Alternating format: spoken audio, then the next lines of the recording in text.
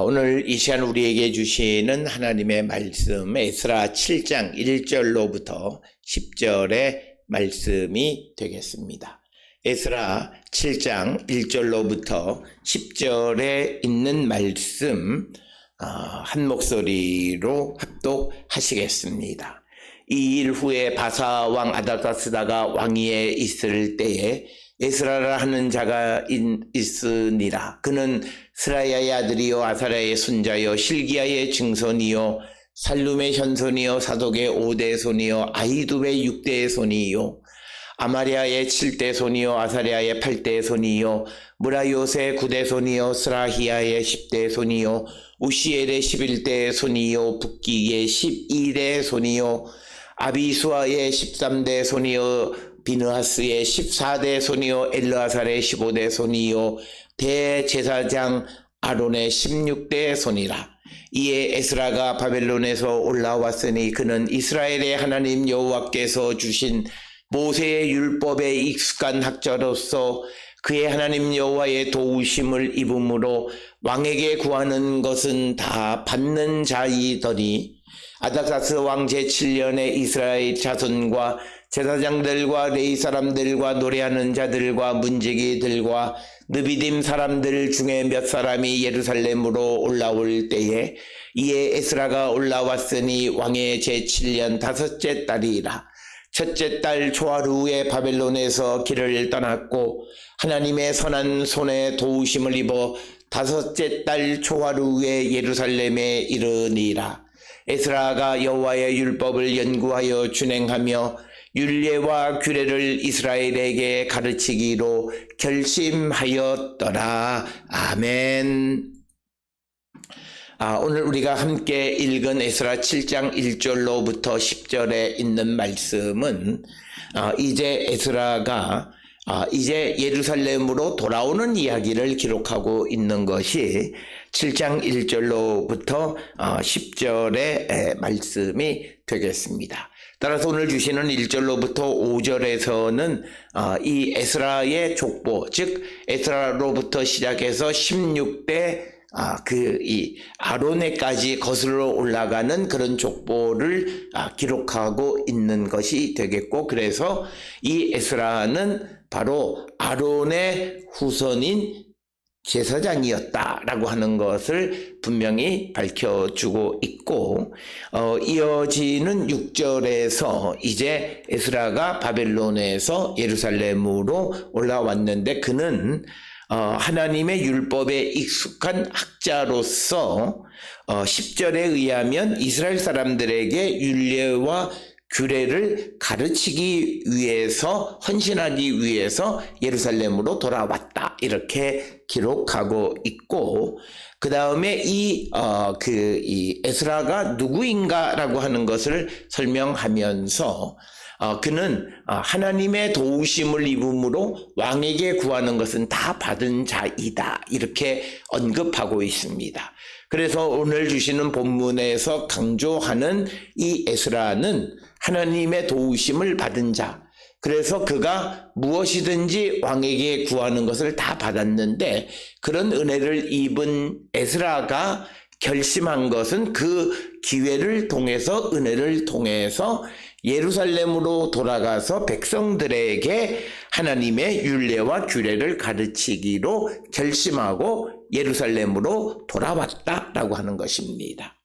따라서 오늘 주시는 이 본문의 말씀에서 우리는 에스라가 예루살렘으로 돌아왔다라고 하는 그 사건이 중요한 것이 아니라 그가 하나님의 은혜를 입은 자로서 왜 예루살렘에 돌아오기를 결심했는가라고 하는 것을 우리가 분명히 깨닫고, 하나님의 은혜를 입은 자는 그 받은 은혜를 하나님을 위해서 하나님의 일에 헌신하는 데 사용하는 자가 되어야 함을 강조하는 것이 오늘 우리에게 주시는 본문의 말씀이 되겠습니다. 따라서 오늘 주시는 본문의 말씀에서 먼저 1절로부터 5절, 6절까지 말씀을 살펴보게, 5절까지 보게 되면 이제 스라야의 아들 아사랴의 손자 실기야의 증손 그렇게 거들러서 전부 16대 대제사장 아론의 16대 손인 에스라가 있었다라고 하는 거죠. 그래서 오늘 주시는 이 본문에서 강조하는 에스라는 누구냐? 대제사장 아론의 16대 손이다라고 하는 것을 강조하고 있고, 이 당시에 대제사장이 가진 권력이라고 하는 것은 우리가 알다시피 아주 큰 권력을 가졌던 것을 우리는 압니다. 그래서 이 에스라는 자기에게 힘이 있고 권력이 있고 정통 대제사장의 가문의 후손이다라고 하는, 그래서 오늘 주시는 본문의 말씀을 통해서 강조하는 것은 에스라가 가지고 있는 어떤 그의 그 정당성, 권위, 이것을 말할 뿐만 아니라 그가 가지고 있는 힘을 어떻게 사용했는가 라고 하는 것을 우리에게 분명하게 보여주는 말씀이 되겠습니다. 특별히 오늘 주시는 본문 1절 그리고 특별히 7절에 보게 되면 이 이야기의, 즉 에스라가 예루살렘으로 돌아오는 이야기의 배경에 대해서 설명하고 있습니다. 특별히 아닥사스다가 왕위에 있었을 때 일어난 일이다, 이렇게 기록을 하고 있습니다. 우리가 지난 그 시간에 살펴보았듯이 아닥사스다 왕은 주전 465년에서 424년까지 통치했던 자입니다. 그래서 오늘 주시는 본문 1절에 아닥사스다가 왕위에 있을 때이기 때문에 이 7장 1절로부터 10절은 크게 이것은 주전 465년에서 424년 사이에 일어난 일인데, 특별히 7절에 아닥사스다 왕 제7년이라 이렇게 기록하고 있기에 465년에 즉위한 왕의 7년은 458년이다. 그래서 에스라가 458년에 주전 458년에 예루살렘으로 돌아왔다, 이렇게 우리가 이해할 수 있고 이 이야기의 배경이 되겠습니다. 그 당시에 에스라, 즉 이 아론 제사장의 16대 손인 에스라가 예루살렘으로 돌아왔다. 그래서 그의 족보를 이제 1절로부터 5절까지에 자세하게 설명하고 있습니다. 그러면서 오늘 주시는 6절에 에스라가 이제 이 바벨론에서 올라왔다, 이렇게 기록하고 있습니다. 그러면서 이 에스라가 누구냐라고 하는 거예요. 하나님 여호와께서 주신 모세의 율법에 익숙한 학자 첫째고, 그는 하나님 여호와의 도우심을 입음으로 왕에게 구하는 것은 다 받는 자이다. 그래서 오늘 주시는 6절에서는 에스라가 어떤 사람인가 라고 하는 것을 분명하게 설명합니다. 그는 하나님께서 주신 모세의 율법에 익숙한 학자이다, 유능한 그런 학자였다라고 하는 것입니다.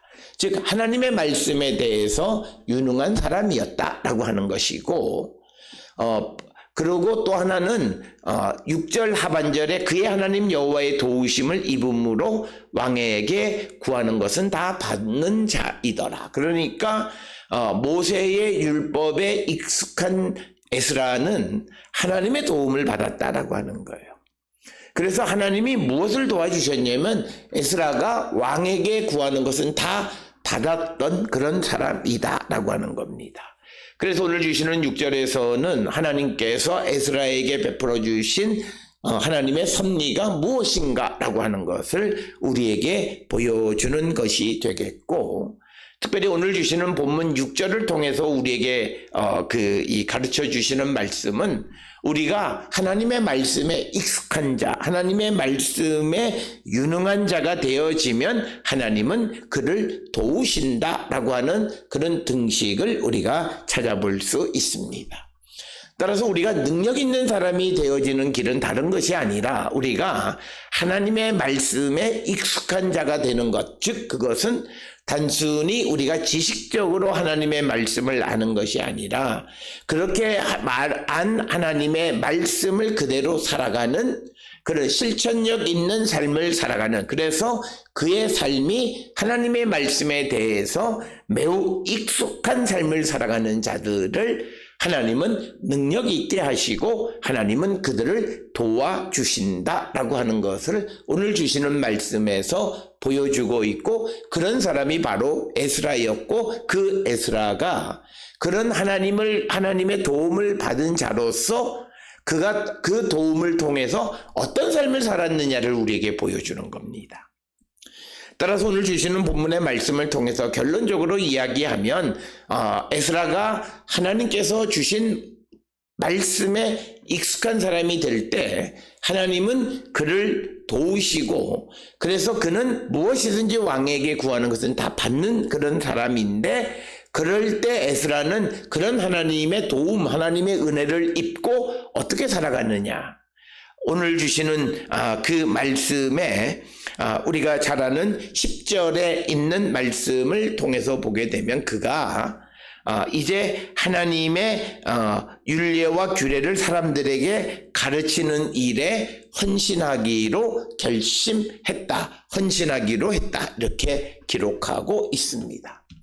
따라서 오늘 주시는 에스라 7장 1절로부터 10절에서 우리에게 보여지는 큰 프레임은 하나님의 말씀에 유능한 자들, 그들을 하나님은 도우시는데 그 하나님의 도우심을 받은 자들은 그 은혜를 하나님을 위해서 사용하는 자가 되어야 한다. 그래서 에스라의 경우는 그가 이스라엘의 하나님 여호와가 주신 모세의 율법에 유능한 자가 되어졌을 때 하나님께서 그를 도우셔서 그 에스라가 왕에게 요구하는 모든 것을 하나님께서 얻을 수 있도록 도우셨는데, 그 에스라가 그런 하나님의 도우심을 통해서 율례와 규례를 이스라엘에게 가르치기로 결심하고 예루살렘으로 돌아왔다라고 하는 것입니다. 에스라의 사적인 관점에서 보면 에스라가 하나님의 말씀에 대해서 유능하고, 그리고 하나님의 도우심으로 뭐든지 원하는 것을 왕으로부터 받고 살아가는 자로서 그냥 페르시아에 남아 살면 돼요. 그렇게 살면 그가 편안한 삶을 살아갈 수 있을 거예요. 그러나 은혜 받은 에스라는 그 일을 그렇게 쓸 수가 없고, 자기가 하나님의 말씀에 대해서 유능한 자가 되어졌으니 그것을 사람들에게 가르치기로 결심하고, 그래서 예루살렘으로 돌아오게 되어졌다라고 하는 것이 오늘 에스라 7장 1절로 10절의 말씀이 되겠습니다. 특별히 오늘 주시는 본문의 말씀을 통해서 보면 7절에 아닥사스다 왕 제7년에 이스라엘 자손과 제사장들과 레위 사람들과 노래하는 사람들과 문지기들과 느다림 사람들 중에 몇 사람이 예루살렘으로 올라올 때, 그때 에스라가 올라왔다. 이렇게 7절 8절에서 기록하고 있습니다. 먼저 오늘 주시는 7절의 본문의 말씀을 보면 이 에스라서를 기록할 당시에 2장에서도 언급했듯이 귀한 자들을 나열할 때 이스라엘 자손 제사장 레위인 노래하는 자 문지기 또 느디님 이렇게 나누어서 기록하던 것처럼 오늘 주시는 이 7절을 통해서도 보면 매우 세분화된 어떤 그런 사람들에 대한 분류를 하고 있었던 것을 우리가 알 수 있고, 그래서 그들과 함께 에스라가 올라왔는데 왕의 즉 아닥사스다 왕 제7년 5째 달에 올라왔다 이렇게 기록하고 있습니다. 앞에서 말씀드렸던 것처럼 주전 458년인 아닥사스 왕 제7년에 그러니까 465년에 왕으로 올랐던 그 아닥사스다 왕 제7년인 458년에 그가 돌아왔다. 그의 5째 달에 예루살렘에 도착했다라고 하는 거예요. 그걸 좀 더 자세히 설명하는 것이 9절인데, 첫째 달 초하루 바벨론에서 길을 떠났고 하나님의 선한 손의 도우심을 입어 5째 달 초하루에 예루살렘에 도착했다. 그래서 바벨론에서 예루살렘까지 120일 걸렸다라고 하는 것을 우리가 알 수 있고, 특별히 에스라가 예루살렘으로 돌아오는 것에 대해서 에스라 8장 31절에 의하면 그가 아하와 강에서 그가 돌아오는 가운데 아하와 강에서 결국 첫째 달 12일에 출발하는 내용들을 기록하고 있습니다.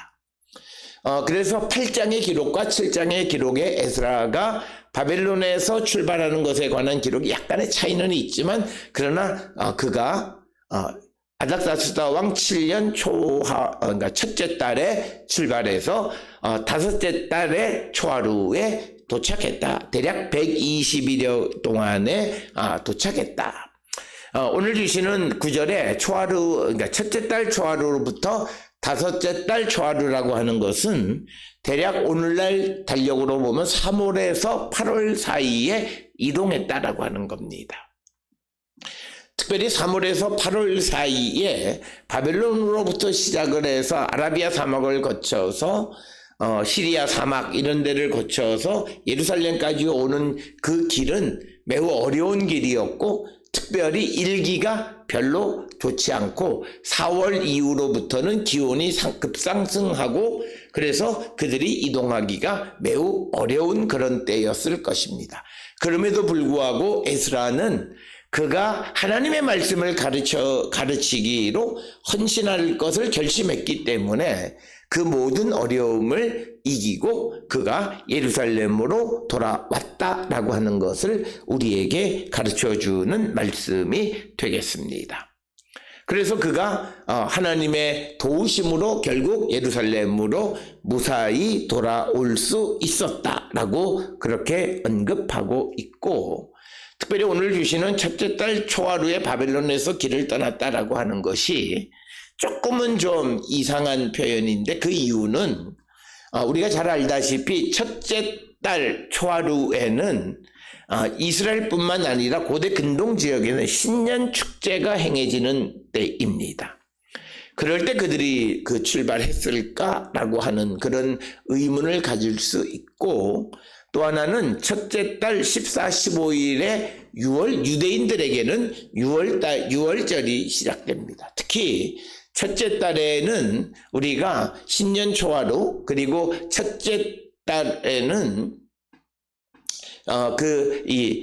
첫째 달 15일에는 6월절이 시작됩니다. 그랬을 때 아마 그들이 바벨론에서 길을 떠나다가 일정 기간은 이 절기를 지키는 일을 행하지 않았겠는가.